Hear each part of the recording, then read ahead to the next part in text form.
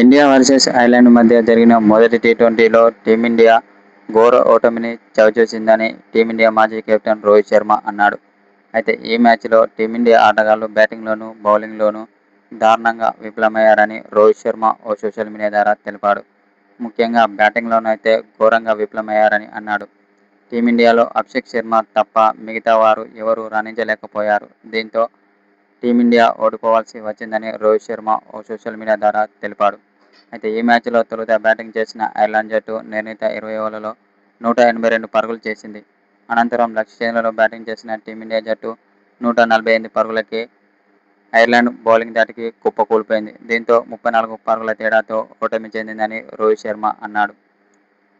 అయితే ఈ మ్యాచ్లో మాత్రం టీమిండియా ఆటగాళ్లు దారుణంగా విఫలమయ్యారని రోహిత్ శర్మ అన్నాడు. ముఖ్యంగా బ్యాటింగ్లోనైతే చాలా చెండాలంగా ఆడారని అన్నాడు. అయితే రెండో టీ20లో మాత్రం టీమిండియా జట్టులో మార్పులు చేయకపోతే మాత్రం రెండో టీ20 కూడా ఓడిపోవాల్సి వస్తుందని రోహిత్ శర్మ అన్నాడు.